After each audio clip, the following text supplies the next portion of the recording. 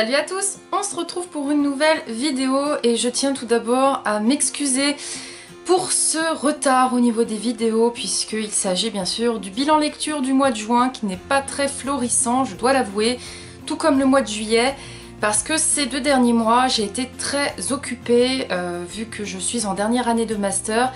J'ai eu des examens, beaucoup de dossiers à rendre, des évaluations, bref j'en passe et des meilleurs.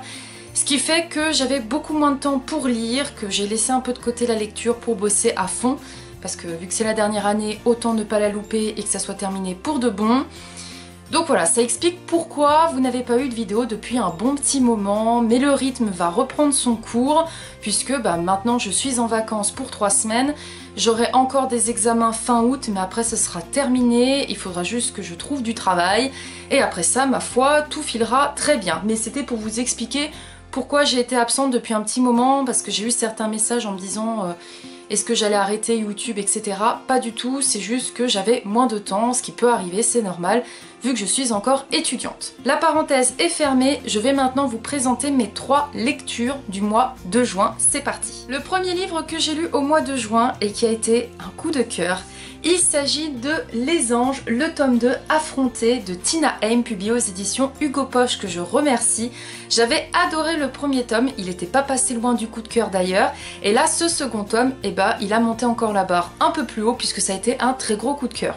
Je vais d'abord vous résumer le premier tome pour ne pas vous spoiler ce second et je vous donnerai mon ressenti sur ce dernier. Dans cette histoire, on retrouve Amy Gilmore qui se fait renommer Mia, qui va quitter la ville de Carmel où elle a grandi parce qu'elle a un mauvais souvenir là-bas. Dans son passé, il y a eu un événement qui l'a traumatisée.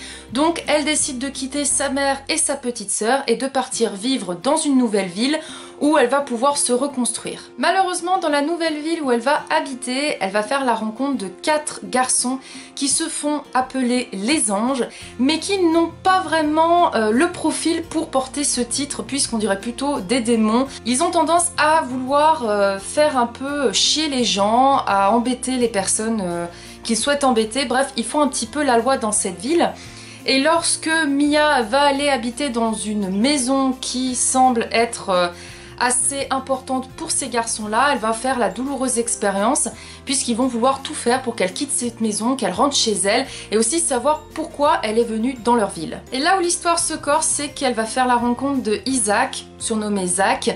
C'est un peu le chef de la bande des anges, il a un très fort caractère, il est séduisant mais mystérieux aussi et il va tout faire pour la faire craquer et pour qu'elle lui révèle pourquoi elle est venue dans cette ville. Je vais maintenant vous parler du second tome. Alors ce second tome, on apprend enfin la révélation sur pourquoi Mia elle est partie de sa ville de naissance. Alors faut savoir que on le supposait dans le premier tome, j'avais ma petite idée, je savais que c'était quelque chose de très douloureux, mais je ne m'attendais pas à un cauchemar de cette ampleur. Très sincèrement, ce livre m'a fait fondre en larmes. J'avais d'ailleurs filmé des Insta Stories sur mon compte Instagram que vous avez d'ailleurs en barre d'infos si ça vous intéresse. J'étais en pleurs parce que ça m'a bouleversée. L'auteur arrivait vraiment à nous faire éprouver les sentiments de l'héroïne, à quel point elle souffrait, à quel point elle vivait un calvaire et je ne peux pas m'empêcher à chaque fois d'avoir de l'empathie pour les héroïnes qui souffrent. Parce que à chaque fois, j'ai ce sentiment de me mettre à leur place et de me dire si j'étais dans cette situation, mais comment je me serais sentie. Et là, c'est juste, mais rien que d'y repenser à cette scène, ça me brasse parce que je me dis, on sait qu'il y a des personnes qui vivent vraiment ça dans la vie de tous les jours et c'est juste abominable, il n'y a pas d'autre terme. Donc vraiment un très très gros coup de cœur sur ce second tome. J'ai eu un petit peu de mal par moment avec le personnage d'Isaac parce que des fois on voit qu'il veut séduire Mia, il est attaché à elle et des fois il se montre comme la pire des crapules, il se montre même très possessif, très jaloux, alors des fois il n'y a même pas de raison et que ça serait plutôt à Mia aussi d'être un petit peu jalouse aussi.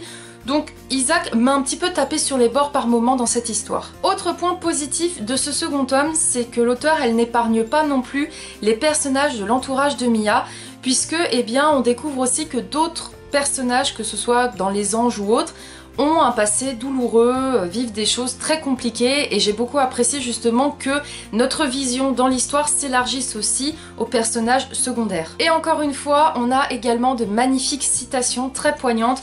On le voit encore une fois, hein, j'ai bombardé le livre de post-it parce que vraiment j'ai été émue par plein de citations très belles. C'est un énorme coup de cœur, je vous recommande cette saga, vraiment, elle est poignante, elle est mystérieuse. C'est un page turner parce qu'on a tout le temps envie de savoir ce qui va se passer. En plus, vous voyez, le livre il est pas très gros, ça se lit très vite. Et franchement, j'ai passé un super bon moment.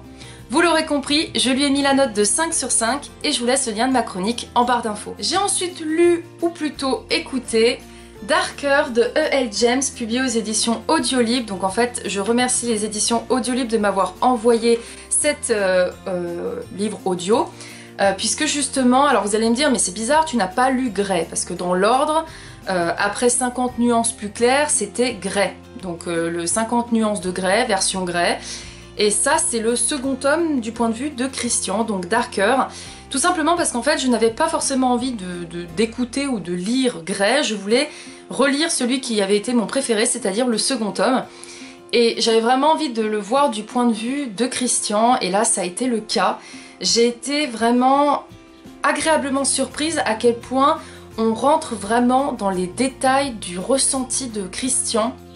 On comprend beaucoup mieux sa façon d'être, de se comporter avec Anna, d'être assez protecteur, assez possessif même par moments, mais on comprend mieux pourquoi, parce qu'on voit enfin ce qui lui est arrivé quand il était petit de son point de vue, et non pas de la manière dont il le raconte à Anna dans 50 nuances plus sombres. Là, c'était vraiment super intéressant, surtout que le point bonus de ce livre audio, et c'est pour ça aussi que je vais vous le recommander, c'est que c'est la voix, la vraie voix française de celui qui fait la voix pour le film. Donc on a l'impression d'avoir Christian Grey qui vous murmure dans l'oreille son histoire, et c'est super agréable, je ne vous le cache pas. Alors bien sûr, c'est une saga que je ne vais pas non plus relire ou quoi, parce que c'est vrai que je pense que vu que je l'ai appréciée, je la connais par cœur, je me rappelle de tout, donc l'effet de surprise n'est plus là, mais c'est quand même agréable de revoir cette histoire et de redécouvrir ce couple du point de vue de Christian, parce que c'est pas du tout la même approche que celui d'Anna. Mais je vous recommande ce livre audio, surtout si vous avez beaucoup aimé la voix de Christian dans les films, donc la voix française. Vous allez adorer certainement cette écoute, donc si jamais, laissez-vous tenter. Je lui ai mis la note de 3 sur 5 et je vous laisse le lien de ma chronique en barre d'infos. Comme toujours et comme chaque mois, j'ai envie de vous dire, j'ai lu Calendar Girl, le tome 6, le mois de juin de Audrey Carlan, publié aux éditions Le Livre de Poche, que je remercie. Alors, vous savez très certainement, si vous avez vu mon dernier point lecture, enfin bilan lecture, peu importe, que le mois de mai, ce n'était pas du tout passé parce qu'il y avait beaucoup trop de sexe pour moi, et même si j'aime bien le sexe dans les livres, il y a un moment donné, la coupe est pleine et j'en ai ras-le-bol.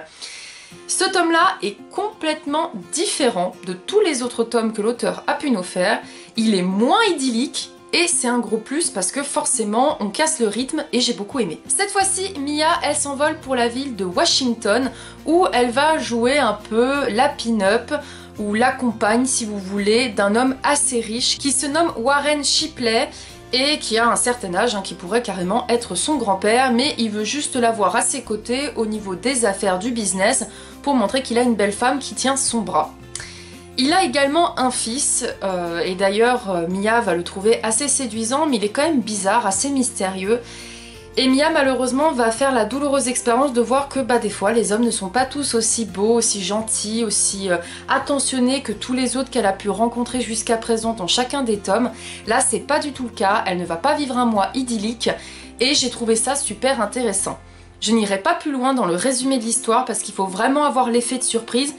Personnellement je ne m'attendais vraiment pas à ce tournant de l'histoire et surtout pas au mois de juin, parce que c'est vrai que jusqu'à présent ça filait plutôt bien pour Mia, et c'était même où je me disais j'aimerais bien qu'elle tombe sur un mec qui soit moche ou qui soit nul, enfin bref, qu'elle tombe sur un mec, ça casse un petit peu le rythme des beaux gosses, parce qu'à chaque fois c'est vrai qu'elle a eu de la chance, hein, elle a toujours été prise par des hommes très beaux, très séduisants et qui avaient vraiment de la personnalité.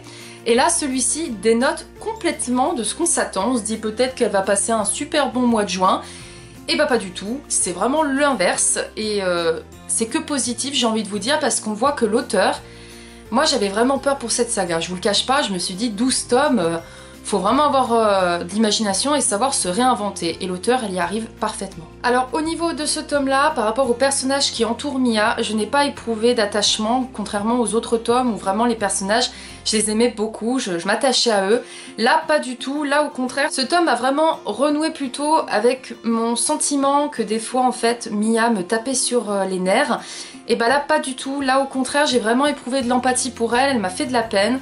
J'avais envie de la soutenir, j'avais envie de l'aider, enfin c'était assez spécial comme sentiment. Mais en tout cas, elle m'a vraiment fait beaucoup de peine. Et comme je vous l'ai dit, ce tome est vraiment original. Franchement, j'ai été agréablement surprise, vraiment très agréablement surprise par cette suite. Je lui ai donc mis la note de 3 sur 5 et je vous laisse le lien de ma chronique en barre d'infos. Cette vidéo est maintenant terminée, j'espère qu'elle vous aura plu. N'hésitez pas à me dire si vous avez lu l'un des livres que je vous ai présentés. Si vous les avez lus, est-ce que vous les avez aimés ou non? Dites-le moi en commentaire. Et sinon, eh bien dites-moi aussi si je vous ai donné envie de les lire. Et je vous dis à très vite pour de prochaines vidéos. Salut!